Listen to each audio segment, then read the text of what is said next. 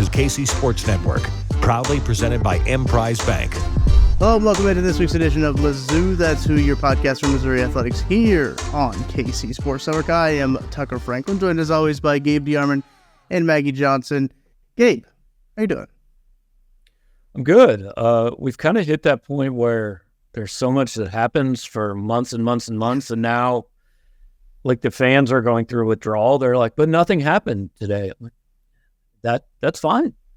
We need some of those days. It is certainly fine. We push on, though. Maggie, how are you doing this week? Good. I don't know if you guys know this, but it's really cold outside. And where I record my podcast, it's really cold. So if you watch it on YouTube, I have like a beanie on, I have my Uggs on. It's just cold. So I have heating. Apparently, they don't have heating in Allen Fieldhouse. I don't know if you guys all saw that. There's some tweets out there joking about how they're built different. But no, I do have heating in my house, but it's still just cold everywhere. So yeah, heating can only do so much in the weather that we've been having in just all across Missouri, not just Kansas City, not just St. Louis. Like, it's everywhere. It seems like. I know Iowa people in Des Moines have like got snowstorm on top of snowstorm. There's been schools and universities cancel school until like Thursday just because they know of like the frigid cold and the snow. It's actually snowing right now again in Kansas City. There's like a pop-up surprise snow shower, and it's like, it's not a light snow either. Like, it's snowing again some more. So it's not going to stop anytime soon, it feels like. I saw some tweets before the playoff game this weekend from like national people that were like, Missouri has the worst weather ever. And I tell people that all the time. Like, we get the worst of it. We get ice and -20, but in 6 months, we're going to get 110. Like, you get the absolute worst of everything. And you're sweaty. 72 like, every day. And it's like wet heat. Like, it's not like Vegas where you're walking around and you're like, okay, it's not like terrible. I mean, it's terrible. It's hot. It's humid. Missouri should look at a new state slogan. We have the worst weather ever anywhere. I don't know if that would be effective for like the tourism bureau, not in marketing, but I like it. Dustin Colquitt was telling a story. I think it was on one of our podcasts. And he was talking about how when he first moved to Kansas City, he was like talking about to people like, man, like the city seems like so good. And like, why is the city like still so small? And he's like, well, the weather. Like, that's why, like, if the weather was nicer, you have to build walls to keep people out. And I think that kind of goes for the whole state of Missouri, really. Look, I enjoy having the seasons. Now, the past couple of years have been the harshest of, both winter and summer. But look, he didn't tune into this podcast for weather reports. If you did, you don't know. We can keep going. Because maybe that's more fun to talk about than Missouri losing another defensive coach.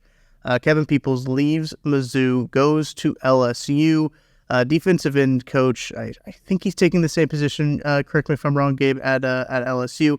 His name was always kind of linked, basically, as I think as soon as Blake Baker went, it was like Blake Baker leaves. Okay, watch for Kevin Peoples. He might also be out there too. Yeah, and I mean, I think it's a little bit, I don't think it's great. I understand why people look at it and say that's not how it should be done. I kind of tend to agree, but, there's no rules anymore for anything in college sports. And I also think, like, if I had told you guys, okay, name me all the defensive ends coaches in America you can name, how many could you name? Because I can name one. Kevin Peoples at LSU. Right. That's it. I literally don't know another one. So, I mean, it's not that he is, I'm sure he's a good coach. I don't know. He was their nominee for the Broyles Awards. The defensive end seemed to do well. I'm sure he's a good coach. I know Missouri would have liked to keep him. But it's also, like, this is not, let's not pile this on, well, just things keep happening. I don't know. He'll get another one. And you know what? When that guy has Johnny Walker and Williams Winery and some of these other guys, like, if they're good players, he'll be a good coach. That's how it tends to work out. Do you think that this is something that Baker called up Drink and talked to him about? Do you think this is something, not saying that he asked for his permission, because I'm sure he did not, but do you think this is something he was like even had a conversation with him about and was like, Drink just went to the AFCA and just gave this speech. He gave this speech about how I just had the most fun ever. I got to coach with my best friend and do all of these things. And then his best friend is taking his coach with him to LSU. I don't know. Do you think this is something that there's even a common courtesy that he has a conversation? He's like, man, I know I just did this to you, but I love you still. Do you think it's something that happens? Yeah, I mean, I could see it affecting relationships. I don't know what their relationship is. But I think everybody in this business also kind of understands that everybody's out for themselves. This is what they do. I mean, Eli left App State after a year, and he took some guys from there, and it's how it works. It's hard to equate to our lives, it's just kind of standard operating procedure. I understand why fans don't like it. And like I said, I think I used to be under the impression that you didn't take guys off the staff if you weren't giving them a promotion. That doesn't really seem to be the case anymore. I mean, Travaris, I think it's Robinson, was the secondary coach at Alabama. Yep. Was hired to be the secondary coach at Georgia after Nick Saban retired. Dan Lanning is now interviewing him as the defensive coordinator at Alabama. Like, he might literally have gone to Georgia for 3 days and go back to, and now I know it's a promotion, but like, these guys just don't operate in a world where the rules apply the way they apply to the ones that we operate in. I think the T-Rebel is a co-defensive coordinator too. Like, that's how they were doing it. Is yes, Georgia had like 7 co-defensive coordinators there. Right. Yeah, they tend to do that just for the title and everything. But it's interesting, too, because I know that the last time we recorded a podcast, Gabe, you said, like, hey, we could be talking about a new defensive coordinator hire, and there hasn't really seemed like a whole lot of a buzz around it, truthfully, and then when we're not talking about a defensive coordinator hire. Any indications, are you getting anything about a timing of this announcement, or if there's anything, if they've got any candidates, a hot list, or whatever you want to call it, of who they're looking at? They've got one. They've not shared it with me. I'm pretty confident Eli has talked to some people. I do not know who they are. And I think, especially as more and more media outlets like what I do have kind of tagged themselves, well, I guess we tag ourselves, I don't know, insiders, right? I think people have this misconception that just like, well, that just means you can just call somebody up. I call Eli Drinkwitz up and say, so what's going on? Here's what Eli Drinkwitz tells me. He tells me what he wants me to know. Right. On, off the record, whatever. That's all he's going to tell me. Like, I could call Eli every morning and say, who'd you talk to for defensive coordinator today? And if he doesn't want to tell me, he's not going to tell me. And if he doesn't want other people to tell me, they're not going to tell me. And there's not really any way to find out. What's weird about it to me is that none of this is leaked out from the other side. We're not hearing anybody say, hey, reports are this school's coach talked to Eli Drinkwitz. None of the national guys are saying, here's some kid. Literally, I did a search this morning for Mizzou defensive coordinator on Twitter. And the first 5 things that pop up are like stories we've written on guys that we just go, I don't know, they might be candidates. And there's nothing out there. Yeah. So, and I know people are frustrated by that, but I don't know what to tell you. But like I always say, we can't like water torture people to tell us things. If we try, sometimes they tell us things, but if they really don't want to tell us, then there's just nothing you can do. Well, and the wild thing is that things can still change, because we know that Harbaugh is still interviewing for jobs. So the Michigan job could still open. And then if the Michigan job opens, somebody has to go to Michigan. And that's going to be... Arizona needs a coach right now. Right. Right. And so people are still going to go fill those jobs. And if those jobs get full, I mean, somebody big's going to go to the Michigan job. So if somebody big goes to the Michigan job, that job is going to open up. So people are still going to be moving around. So you just never really know what's going to happen.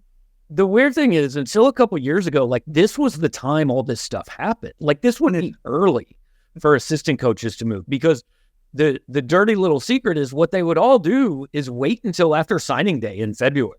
Like they would have jobs lined up, but they would stick around so that the guys that were going to sign at a school signed at the school. And then all of a sudden on like the second week in February, all of a sudden all these assistants were moving all over the place, right? They had just signed 6 kids to come to their school. They were out. They were bolting. But God forbid the kids be able to do the same thing. Right.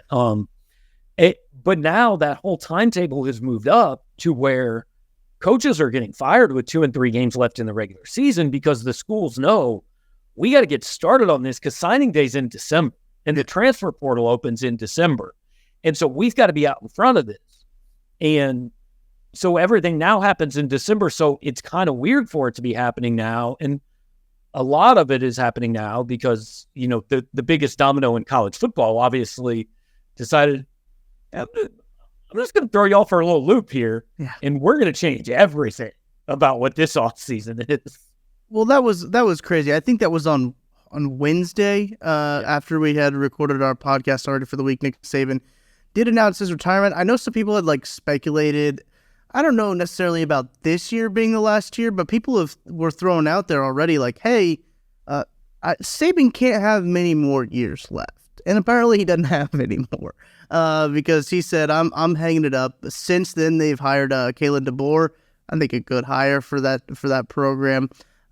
Missouri does have Alabama on the schedule, and DeBoer is a guy who just frankly has not lost very many football games since he's been a head coach really anywhere, going back to the NAIA level. So I think it's a good hire, but you're right. It did send shockwaves throughout, and the ripple effect that it's going to have, the domino effect probably is a better word, is that now Jedd Fisch does go to Washington. Like, Jedd Fisch was doing a great job at Arizona. That Arizona team was looking really good going into the Big 12. Like, them and Utah were the 2 teams where I was like, hey, they could win it in year 1. They could win the new Big 12 in year 1. He goes to Washington. Now I think Ryan Grubb goes from Washington to Alabama to be the offensive coordinator there. Not a surprise, because Ryan Grubb has followed Kalen DeBoer everywhere he's been.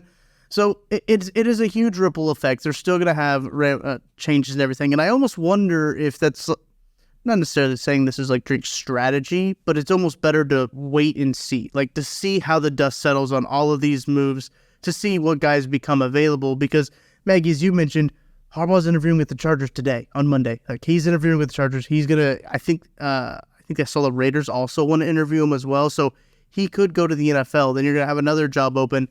And it could be kind of mass chaos when it comes to, imagine a time where both the Michigan and Alabama coaching jobs are open at the same time. That could cause some pretty big players to be moving around. Yeah. And I honestly, I have no clue who would replace them. I know some people were talking about the assistant who was the interim for Sherrod Moore. I think he would get the Michigan job. I don't think Michigan would throw shockwaves through college football, because I think they would promote their offensive coordinator. Which is kind of, I mean, good, though. He is pretty good. Never had a head coaching job, which he took half the games this year. He did. He did coach. Arguably won their biggest games in the regular season for them. Yeah, he has a lot of experience. Won half of a national title as a head coach. Yeah. Yeah, and he's been around coaching for a very long time, so it's not like he's new. He's not green or anything like that. Right. But the team that just won the national championship, never having a head coaching title before, is still very interesting to me. But hey, he's worked under one of the, I don't know if I want to say one of the greatest head coaches, because I don't think that, but he is elite. Elite, yes, that's a good word. That's a great word. Yes. But like Tucker, you're talking about maybe they're waiting. I would actually do the opposite. I would just go sign anybody I wanted to, because like he could leave 2 days later. The contracts don't matter. Just go sign sign 6 defensive coordinators and make sure you keep one of them. That's what Georgia and LSU are doing right now, right? Just like pretty soon we're going to have a staff where all 10 assistants are the associate or the assistant head coach, or like the assistant to the associate regional manager. You know, I mean, none of these things mean anything. Right. Go hire Blake Baker to be the defensive coordinator. I don't know what his buyout is now, but just say, well, we changed our 2.7. Blake, you want to come back? That would be, we're reaching a point where, like I think I've said before, I want a trade deadline in college football, right? You just get a trade player. And like if one guy coaches the offense in the first half and that team's up 31-7, then I think the other team maybe should be able to say, hey, will you coach the second half for us? Will you be our offensive coordinator? And then go do that. Like literally none of these contracts, nothing means anything anymore. So I don't, it's just like the silly season is now 12 months long. Yeah. I did think it would be kind of funny though if all of those coaches from Mizzou ended up going to LSU, and then Michigan was like, "Hey, Brian Kelly, you want to come?" Or Mizzou can just hire Matt House and his whole defensive staff, and they could just trade. I mean, I'm not sure that'd be a very good trade for Missouri, given what LSU's defense was last year. But I think it's all. I don't think it's a big deal that it's taken 10 days. I don't really know what a normal time frame for this is. And again, I think we just have this, it's human nature that when there is no information, we assume everything that's happening is bad. Yeah. Like, I don't know, Eli Drinkwitz might have his offensive or defensive coordinator. He might, there might be just some final little details working out. He might have had lunch with the same guy 4 days in a row. And he's going to be the defensive coordinator, and they're just kind of working everything out before it's leaked out anywhere. So just because we don't know doesn't necessarily mean it has to be bad.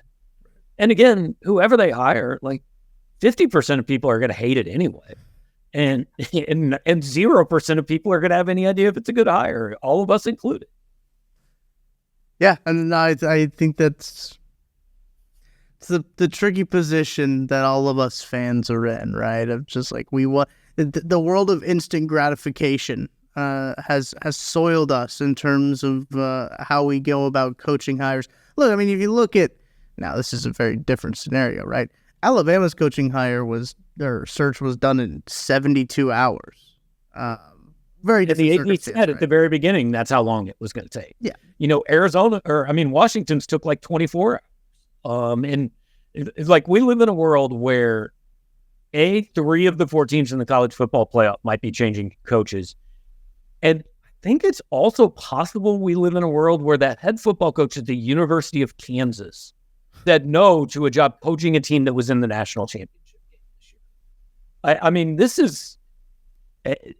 is all just really, I love it when I don't have to follow it, and I don't really have to follow. Like I can just follow it from the outside, which is kind of where I'm at right now. But we don't know what else is going to happen, right? I mean, it's kind of like rosters. I don't know who's still going to be on this coaching staff next year. I mean, if Arizona hires somebody, what if that somebody wants to talk to Kirby Moore? He had some head coaching. I mean, who knows how long this can happen? And it all goes back to this is why the players have the right to do whatever they want without any penalty, because the coaches are. Absolutely. Texas A&M's athletic director is about to get hired by Ohio State, it looks like. So, he just hired a football coach. Wow. I didn't think about it on that side of things. But, yeah, I mean, it's a business that for a long time we've been talking about wanting the players to be able to do what the coaches do. They're getting to kind of do it a little bit, and the coaches are throwing a fit about it. Some coaches are. Some coaches are really supportive about it, but others are not. But okay, we got to take a break. I got to tell you about our folks at Home Field Apparel. They got the great Mizzou stuff. By now if you listen to this podcast. We love the folks at Home Field Apparel. Go check them out. Use code KCSN23 for 15% off your first order. If you've not ordered from Home Field Apparel yet, you are missing out. They got great designs, football, baseball, basketball, you name it. I might want to stick to the football designs right now. Just wait till they get a wrestling shirt. I'll put the word in to get a wrestling shirt, maybe some gymnastics shirts in there too. I'll put a word in with the folks at Home Field Apparel. They got great stuff there. Over 150 schools there too. constantly adding new colleges. So if you've got some friends who are fans of other colleges, you can get them a gift, birthday, Christmas, whatever. You can get them a gift there. We're going to take a break. We're going to be back on the other side talking some Mizzou basketball. Stay tuned. Thanks for listening to KC Sports Network. Make sure you download our new app. Find it on the App Store or Google Play. Just search KC Sports Network. All right, before we get any further and dive into Mizzou basketball, I got to tell you about DraftKings Sportsbook, an official sports betting partner of the NFL playoffs, and they're bringing you an offer that'll make the playoffs electrifying. New customers can bet $5 on any game and get $200 instantly in bonus bets. You just got to do is download the DraftKings Sportsbook app now and use code KCSN. New customers can bet just $5, get $200 instantly in bonus bets only on DraftKings Sportsbook with code KCSN. The crown is yours. Gambling problem? Call 1-800-GAMBLER or visit www.1800gambler.net. In New York, call 877-8-HOPE-NY or text HOPE-NY 467-369. In Connecticut, help is available for problem gambling. Call 888-789-7777 or visit ccpg.org. Please play responsibly on behalf of Boot Hill Casino and Resort in Kansas. 21 plus, age varies by jurisdiction. Void in Ontario. Bonus bets expire 168 hours after issuance. See dkng.com/football for eligibility and deposit restriction terms and responsible gaming resources. All right, anything that we didn't talk about on football before we move on to the basketball side of things, whether that's Nick Saban, the whole college landscape, or anything before we fully move on? My only thing is Nick Saban had to have had an idea of who he wanted to replace him, right? Like he probably had an idea.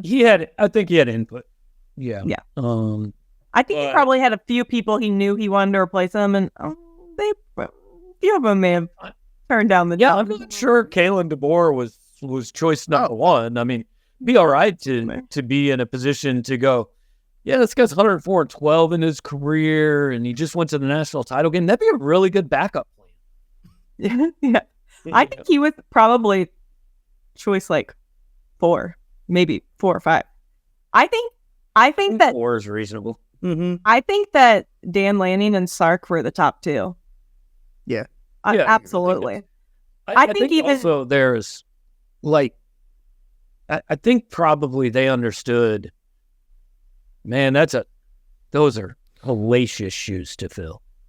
I agree. I don't believe if you only win one national title in the next 4 years, you're going to get fired or anything. But how do you live up to what he's done? It is, I think everybody would probably agree, the best program in the history of college football.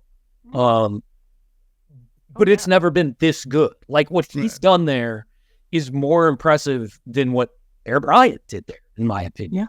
Yeah. Considering the times and integration and how much harder it is to win and all that.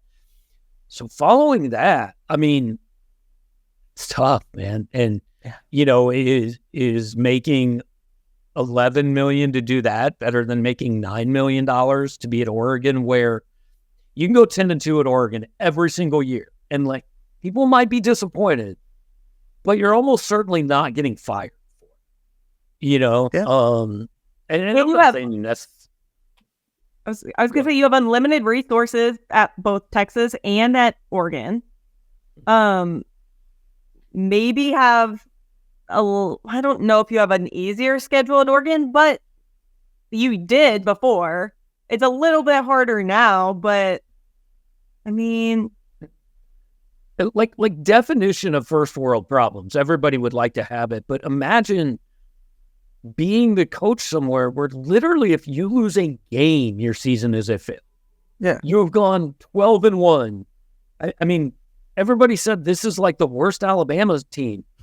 They were in overtime in the national semifinals and won the SEC title. I don't know how you live up to that. So it'll be really interesting. I mean, look, I don't think Alabama is dropping back to the middle of the pack or anything, but I do think a lot of people have forgotten what Alabama was before Nick got there. I mean, they won one national title between Bear Bryant and Nick Saban. That was 25 years. They won it once in 1992. They cycled through a bunch of guys that were just kind of guys, so it's you don't just walk in and you're automatically winning national championships. It's, I don't know if it's possible to underrate how good Nick Saban was, but it is possible he is underrated as a coach. I'd agree with that. And I think that the Alabama job is interesting because I've heard a lot of people bring this up too. Their NIL collective isn't like as big as a lot of these, like Texas probably has a bigger NIL collective. Oregon probably has a better NIL collective. Florida State probably has a bigger NIL collective as they get dinged for recruiting violations with NIL. Who knows? Well, it's like the NCAA just wanted to pile on. That's a weird one. But it's one of those things too, is if you're Stark, if you're Dan Lanning, if you're Mike Norvell, do you just take this job in 3 or 4 years if it comes open again, right? Like if your expectations are going to be lower. Lane Kiffin, maybe throw him into that conversation too, of like, maybe take that job now. I know a lot of people, and I kind of was in the camp too, of maybe Lane would be the good guy to be the gap guy, because Lane wouldn't care if people hated him. He wouldn't have cared, and I think he's got the thick enough skin to deal with the expectations and stuff like that. But look, he's got a good thing cooking at Ole Miss. No reason for him to leave. But I thought, like, the first thing that came out, I was like, that'd be a pretty good guy to throw in there for the gap year. But that's another thing to think about, too, is, like, if this job does come open again in another 4 years, it's probably a more attractive job than it is right now, truthfully. And, not to say that Alabama's an unattractive job right now, but it probably wasn't the most attractive job in the country. Like, if you think about other places you could have gone, and with the way that, NIL has built a lot of other places, with the way that the conference realignment's happening, and the roster that just now, they have the 30-day portal open for the players that have chosen to come to Alabama for Nick Saban, which I think Nick Saban still is going to have an office in the building, is what I heard. That's what I was going to bring up. That's like being elected president and going, but the old guy, we're going to let him hang out in the building. Like, you're in the Oval Office, but this room right next to the Oval Office, that's where he's going to be. Corner suite. I don't know about that. That's going to be interesting. For me, like, Kalen DeBoer he's a perfect fall guy too, because he's not from the Saban coaching tree. He didn't play at Alabama. So say if something doesn't go right, you're losing all of these players.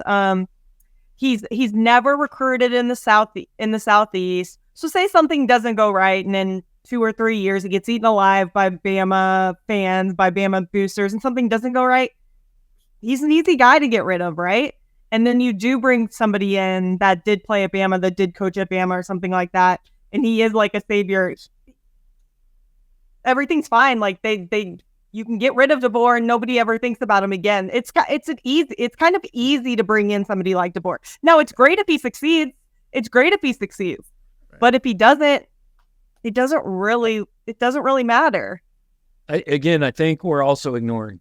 He is 104-12.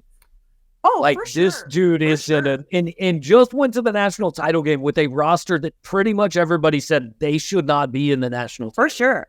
I think he's a great coach. I think he's elite. I think he's a great coach. I think he's a better coach than Mike Norvell or Steve Sarkisian.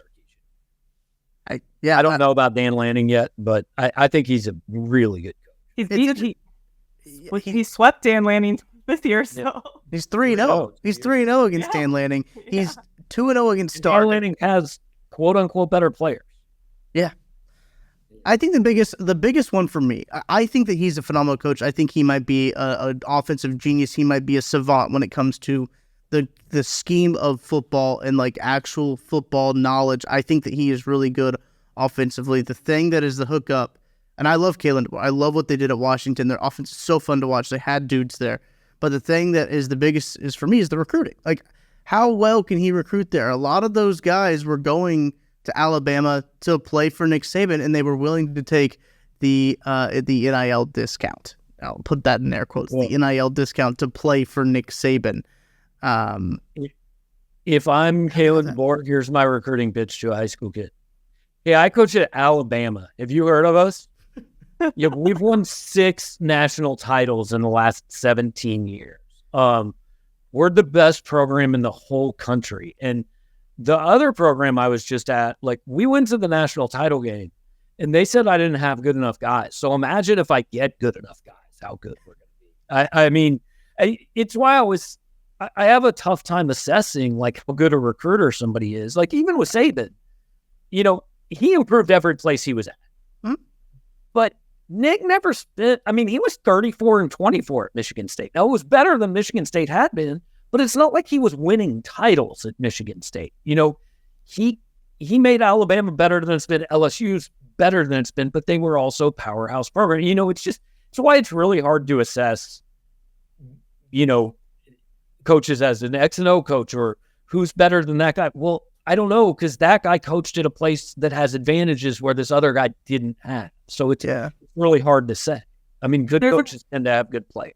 There's a reason blue bloods are blue bloods for generations, and forever. It's because the name on their shirt on the front of their jersey can get players that the name on the front of other teams' jerseys can't get. For sure, absolutely.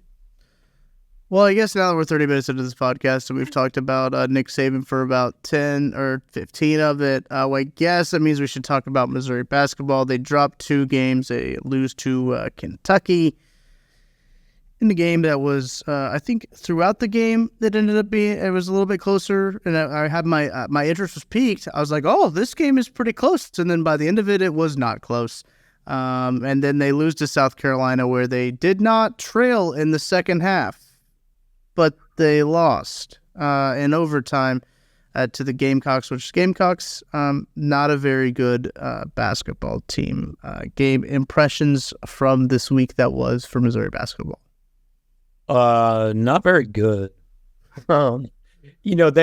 They do enough to give you hope, but last year's team just always seemed to find a way to win, right? Like, Hey, down 6 to Tennessee with a minute left, they win the game. DeAndre Golston hit 2 buzzer beaters. Nick Honor forces overtime against Mississippi State. They win that game. They just want to get a lot of games that you thought they're not going to win. And I don't know if that's luck or skill. It's probably some of both, right? But it becomes a habit. Once that happens to you a couple times, you think it's always going to happen. Well, the opposite is true too. When you keep finding ways to lose, then you become convinced you're going to lose. And I said on our show last week on Power Mizzou that people keep saying that this is a team that plays to the level of its competition, and that's not true. It's a team that plays to slightly below the level of its competition. When the competition is like a team you've heard of. Because they fought against KU, but they weren't going to win that game. They hung around against Kentucky. They were down 3 with 16 minutes to play, but they didn't win. Georgia, if they played the game they played against Kentucky, if they'd done that against Georgia and South Carolina, they win, but they didn't do that. They played just poorly and made just enough mistakes to lose to those teams. And I said this about last year's football team over and over. Good teams win those games, and bad teams talk about how they almost won more games. Missouri's just not very good. They don't have enough talent, but beyond that, I think they have talent to be better than 8-8, but they're finding ways to lose basketball games, like having your 2 best players or 2 most experienced players miss front ends of 1-and-1s in the beginning of overtime. That loses you games. And what was it? Was it the game against Georgia where we only shot 7 free throws, right? Yeah. I think that was the game. It's like the game against South Carolina. We both shot 18 free throws. They made 16. We made 12. It's just like games like that where we had plenty of opportunity to win that game. We just couldn't do enough to win the game. They only shot, we shot 22% from 3. They shot 29% from 3. It's just like we want to keep complaining that, oh, they're shooting their best game. They shot their best percentage from 3. No, they didn't. It's just little things like that we keep making excuses for them, and there's not anything that we can make excuses for them. We're just not good. My favorite stat from the South Carolina game was that Missouri never trailed in the second half and lost the game. Mm-hmm. But that's tough to do. They were tied at something like 35. They were ahead literally the rest of the game until the South Carolina 3 with 25 seconds left. And, I know everybody wants to point to coaching, but like, he didn't coach them to miss free throws in overtime. It's always, we'll call a better play. I think people overestimate the play calling in college basketball. Like, yes, in football, you call a play, right? And then you also have options off that play. In basketball, more often than not, you know who wins? The guy who goes and makes a play. Like, I asked Noah Carter after that game, like, what did they do defensively in the last possession of regulation and overtime? And he said, look, we got to go make a play. Like, we're one-on-one. We didn't make a play. Noah Carter shot the ball too soon. I think didn't really know the clock situation, admitted he forced a shot from 3.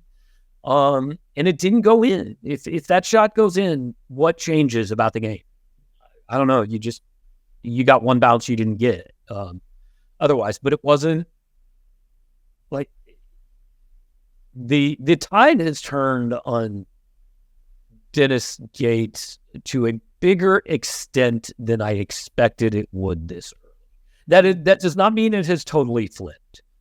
But he earned, I think, a longer leash with last year than he is getting from.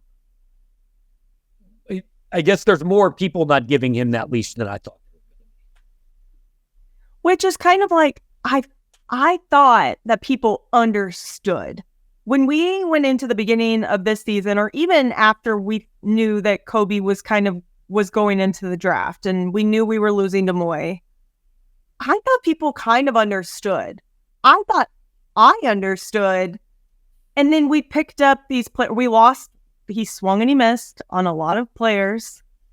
And which, for me, Mizzou, Dennis is too new to Mizzou for big recruits or big transfers to buy in yet, right? So why are big players gonna come here to this new coach who hasn't done anything really yet? Like, I probably wouldn't buy in yet. I think you're right that most people expected a step back this year. And if they were 19 and 14 this year and made the NIT, I think people would go, well, that's a little disappointing, but I get it. That doesn't shock me. But they're not going to be 19 and 14. They're potentially going to be 12 and 20. And that I do understand. That's not just a step back. That in the portal era, like, it is perfectly fair for people to say, hey, it shouldn't be this bad. And I agree, it shouldn't be this bad. They shouldn't have lost to Jackson State. No, they shouldn't have beat. They should have beat South Carolina. That they are worse than I think it was reasonable to expect them to be. Now, again, hey, people have bad years. And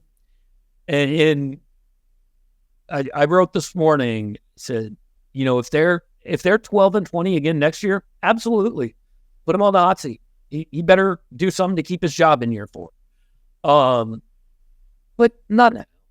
I mean, we just reached a point where the only discussions we're capable of having is how much more money should we pay him or how soon can we fire him? And there's just not an in-between.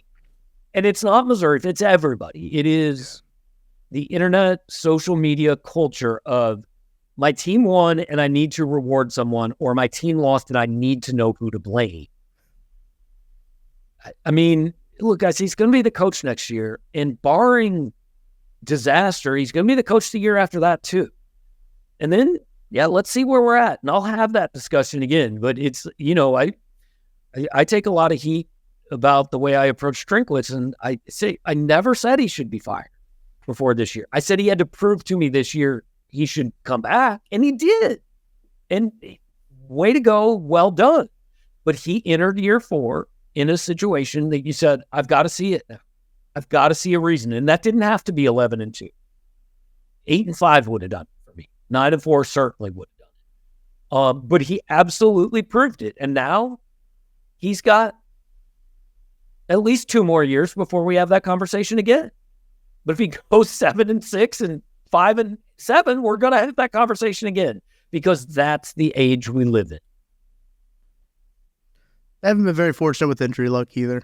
I think Gabe Robinson missed the Kentucky game, but Caleb Grill's been out. Caleb Brown also out for the season. But I don't know. Sanjay is not the player he was, but that's another one that it's just weird to me. Yeah. He plays and then he plays and we think he's okay. And then we don't see him the entire first half, but then he's one of the 5 guys out there at the end. And Dennis can do whatever he wants and say as little as he wants about it. It is his program and his prerogative. But I do think when things are going poorly, people are, well, I would like to understand this better. And I don't understand it. And I'll be interested to see, this is the first time in his career Dennis Gates has dealt with, all right, things aren't going well. So how's he handle it? I don't know. We'll see. I mean, he is the same person publicly. I would not know if Missouri was 16-0 or 0-16 by talking to Dennis after games. And that's his personality. But this is a fishbowl job where when things are going poorly, people want to have some more answers as to why, and they're not getting them in, and they will not get them, I don't think, from this coach. Well, and I think people want to know then too, if things are going this poorly, can we not just see the freshmen more? I think that's kind of where a lot of people are too. And I know obviously that, we're not the coaches. And I mean, it's one of those things, but it's if things are that bad, are the freshmen that bad? Because then you kind of just want to set yourself up for next year. I don't know. It's a tough thing because, look, in that locker room, I promise they're still talking about making the NCAA tournament. They have to. I get. And so you can't, Noah Carter and Nick Honor, man, they gave Missouri fans, they were part of the reason Missouri fans got a season that you got to remember last year was really fun. And they were a part of that. And they don't deserve to just be yanked out of the, sorry, we're done with you. That's not a way to run a program. I understand people that want to see more of Trent Pierce and Jordan Butler. And I probably am in that camp. But at the same time, like you said, I don't know what they do every day in practice. I mean, maybe Dennis is looking at those guys and going, hey, at least with the guys I've got out there, we've got a chance with 4 minutes left. If I give these dudes 30 minutes a game, this game's going to be over at halftime. I don't know. We'll find out. Their schedule doesn't get any easier as they have the number 2 tied for first. However, they want to do it in the SEC. Alabama coming up tomorrow on Tuesday, whenever you're listening to this podcast. And then they have Florida. So a couple of pretty good basketball teams. I think Florida's lower down in the standings, but can I give you the silver lining if you're a Missouri basketball fan? I think so. Okay, good. Please, Scott, please. I kind of understand why Missouri's 8-8 and 0-3. They need more 10. They don't have quite enough guys. If I'm sitting in Fayetteville, Arkansas right now, I'm not real sure why my team's 9-7 and 0-3. And really not in much better position to make the NCAA tournament than Missouri is. That team beat Duke a month ago. And they're a train wreck. And they're ranked in what? The top 10 in recruiting the last however many years, made Sweet 16 the past couple of years. Yeah. I mean, if I'm in Fayetteville as well, I'm starting to think about if Musselman is the guy for the job. I would much rather be able to look at my team and go, well, we just don't have enough talent, than to look at my team and go, no, I think we have the guys. Why is it like this? And I'm not trying to necessarily make this a Missouri versus Arkansas thing. I don't want to. Whoever puts out the social media shorts, don't get Arkansas fans all pissed off. I got you. Don't worry. Because that's not really my point. But this is happening other places. But I think we get so myopic and so tunnel vision on the program we follow that we don't. Yeah, I saw UCLA 7-10. Yeah, they're bad. It happens places, I think they got beat 90-40 or something like that. By Utah, if I'm remembering that correctly. Keith Van Horn and Andre Miller had big nights that night, so that's understandable. I just figured out those two were played at Utah at least before Tucker was born, and maybe before he did. 90-44 is the final score of that game. There's a thing going on in the SEC right now too, where you have some teams that aren't typically that great in the SEC that are like they have some ballers right now. Like, I mean, and they're older in their careers, so they have like some experience. I mean, they have like Tolo Smith, who's like, you know, he's older in his career. I mean, he's been a baller since he's been around, but like, you know, they're just some teams that are just A&M's better, Mississippi State's better. So you just have some teams that aren't typically that great, but yeah, I'm not sure how good this league is, but it's really balanced. But that, went up the experience. That's actually a concern on my part. There was a time on Saturday where Missouri had 26 years of college basketball experience on the floor, and they blew a lead to South Carolina. Like last year, I talked to people like in the program. Look, we got 23-year-olds playing some of these 18 and 19-year-old kids. That's a big reason they were good last year. Yeah, you have it again this year. It ain't going the same way.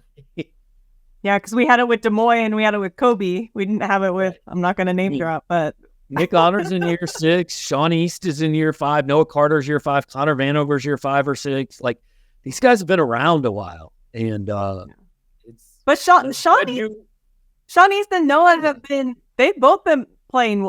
I mean, obviously, and Kentucky. They've both been not rebounding, but I mean, Sean East crashes the boards. He's been one of our best rebounders basically all season. I wish everybody else would do that too. I don't know how tall he is, but I do know he's not 7'5". But he's a better rebounder. He's a much better rebounder than anybody, even near 7'8" on our team. Well, yeah, it's going to be not a super fun couple of months. I mean, I think they'll win some games. You know, they'll find it. They'll win. They'll win. I set the over under this morning at 4.5 SEC wins. Good. They can't shoot 22% like that, from three forever, right? Right, but like, yeah, they should win 4 or 5 games in this league, at least. Yeah. I mean, that's not. I know that's not supposed to make anybody feel great about it. Don't get me wrong. No. 14 sucks. Let's not pretend it doesn't. But, if they can, I don't think they're going to end up 8 and 22, 24, whatever. Four's a pretty good. 4's a good number. 4.5. That's a good line. You should work for Vegas or something with our friends at DraftKings Sportsbook. Can I do that? Where do you work? I just work for Vegas.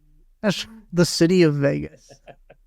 That's what the concept of Vegas. The concept, yeah. City. Yes, the concept of Vegas. Don't talk to me about city planning, nothing, only making lines. But look, if they beat Arkansas one time, I think it'll be a good year. When it comes down to it, that's all I chalked up, Gabe. That's what I heard from that whole basketball segment. Is if they beat Arkansas once, it's a good year. Oh, I feel 9 and 23 would not be a good year. I just want that on the record. That's fair. All right, well, that's going to do it for this week's edition of Mizzou That's Who. Again, Gabe, as you mentioned at the top, not a huge, heavy week going on. So I'm sure you're thankful for that. That a lot of things happened and coming down the pipe. But you better start thinking about how we're going to fill 2 or 3 months of podcasts. We're going to be you know what we're going to do? We're going to start fantasy drafting all-time Mizzou football players. So this is going to end up happening. That might be a podcast coming down the pipeline. But we appreciate everyone listening all the way to the end of the podcast. Appreciate our friends at Home Field DraftKings Sportsbook. Make sure to go check those folks out. So for Gabe DeArmond and Maggie Johnson, I'm Tucker Frankel. We will talk to you guys next week. We'll see you then.